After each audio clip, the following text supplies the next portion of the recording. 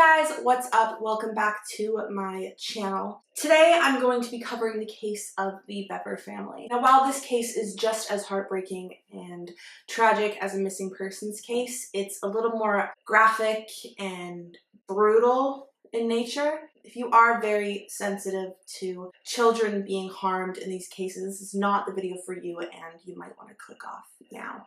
I got very emotional in this case, just researching it and finding out the details, and it's just very disturbing. So there's a final warning right there. So without further ado, let's get into the case. The Bever family lived in a small town by the name of Broken Arrow in Oklahoma, and they were a considerably large family of 9 people. And I'm just going to quickly read this off so you guys know all of their names and their ages, because there's a lot of them. So there is the father, whose name was David Bever, who was 52 years old. The mother, by the name of April Bever, 44 years old. The eldest son, Robert Bever, who was 18 years old. Michael Bever, 16 years old. Crystal Bever, the eldest daughter, at 13 years old. Daniel Bever, 12 years old. Christopher Bever, 7 years old. Victoria Bever, 5 years old. And the youngest child was 2-year-old Autumn Bever. All the school-aged children were homeschooled, and the neighbors said that they always noticed that David and April Bever had a very close watch on their children. They said that they never actually saw them play with the other children in the neighborhood or even talk to them. Crystal Bever, the eldest daughter, actually later reported that they were only really friends with each other.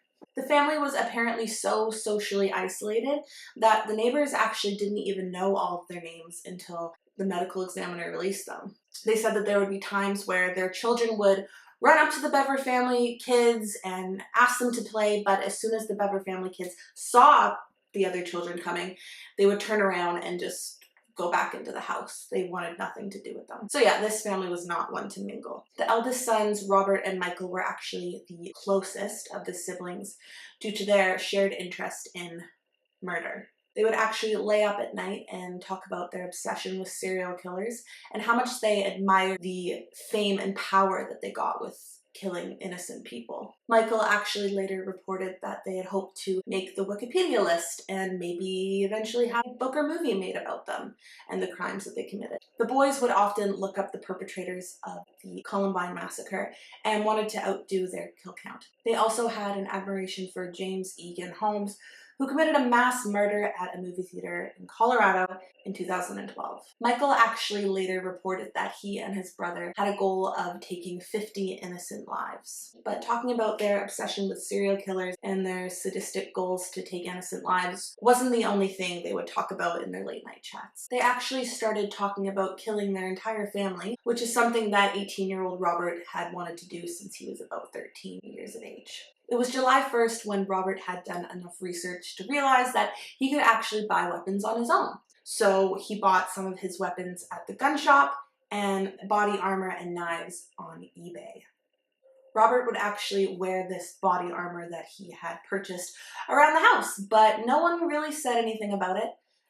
They just kind of chalked it up to it being a quirky little interest he had at the time. So yeah, over time they'd have these little late night chats before they went to bed about how cool it would be to kill their entire family and then go on a killing spree and take more innocent lives that would hit the kill count of 50 people. So now that you have a little bit of backstory on the family and what Michael and Robert would talk about, let's get into the night of the actual murders. It was the night of July 22nd in 2015 at around 11 when the boys decided to put their plan into action of murdering their unsuspecting family. And July 22nd wasn't just a random date. The reason they chose that day to commit the murders is because the next day is when the guns and ammunition that they had ordered online was supposed to arrive to the house, and that wasn't to be used on their family. That was for the killing spree that they were going to go on a few days after killing their family. When their 13-year-old sister, Crystal, walked by their room that night to tell them that she was going to bed, they called her into the room because they said they wanted to show her something on their computer. As Crystal walked towards the computer, Robert, the eldest, grabbed her, put his hand on her mouth, and slit her throat. He then went on to stab her in the chest, neck, and arms, but luckily these stab wounds were not fatal, and she was able to run out of the room screaming to warn her family of the attack. It was then when April Bever, the mother, came downstairs alarmed at her daughter screaming, and she started yelling for her family to call the police. I don't think she really understood and processed just how horrible the situation was yet, if she knew that Michael and Robert were trying to kill them, essentially. But she knew that something was horribly wrong and the police needed to be called. Michael and Robert stabbed their mother a total of 48 times before eventually killing her with blunt force trauma. By this time, their father, David Bever, had come downstairs to see what all this screaming and commotion was about, and Robert just started stabbing him. Even though he fought for his life, Robert ended up being able to pin him down in his office and stabbed him a total of 28 times. At this time, their younger brothers, Daniel and Christopher, had locked themselves into rooms that were right next to each other. While 12-year-old Daniel had locked himself into the room, he did make a call to the police, whispering that he needed help and that Robert was attacking his family. At this time, I don't think he was aware that Michael was also attacking his family. I think he might have thought that he was a victim too, and that Robert was the only perpetrator. So that's why he said that Robert was attacking his family. Even though Michael later told investigators that he wanted it all to stop as soon as he saw his older brother Robert slit Crystal's throat, his actions say otherwise. Michael tried to convince his younger brothers, Daniel and Christopher, to let him into the rooms that they had locked themselves in, saying that he was also being attacked by Robert. He was basically begging his brothers to save him by letting him in the room with them, but he had sadistic plans once he got in there. To convince them to let him in, he was saying things like, help me, he's gonna get me too, help me, save me. And so the little brothers opened the door to help him.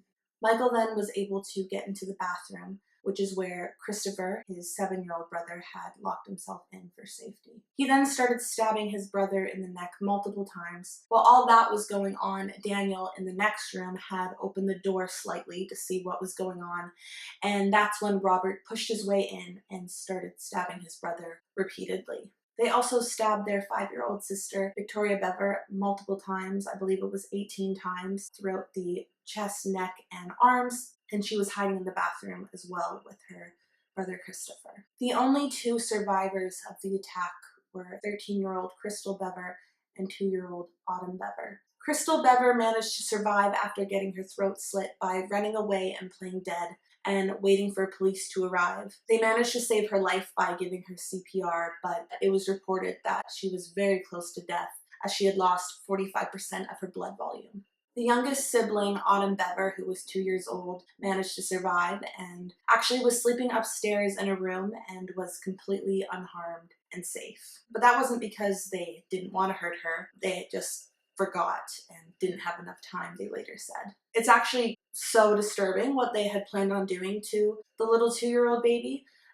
So I'm not gonna say on here just because it's too graphic, but you can look it up. I will say that what they planned on doing to her involved an axe. The reason why they didn't have enough time is because they actually heard the police arrive and fled the scene through the back door of the house. There were actually no statements from the police, but I can only imagine what they saw that night of July 22nd, and my heart goes out to them because no one should have to see that. So yes, Michael and Robert fled the scene once they heard the police arrive through the back door and ran into a wooded area behind their house, but they were very quickly apprehended with a canine unit and were arrested. For some reason, one of the brothers actually spontaneously told the police while they were being arrested that there was a flash drive in the house with all of their plans for the murders. Along with retrieving the flash drive, the police actually found video surveillance and camera equipment that they believed the boys were going to use to record and capture the killings of their family, because they found the cameras near 3 of the locations where the bodies were found.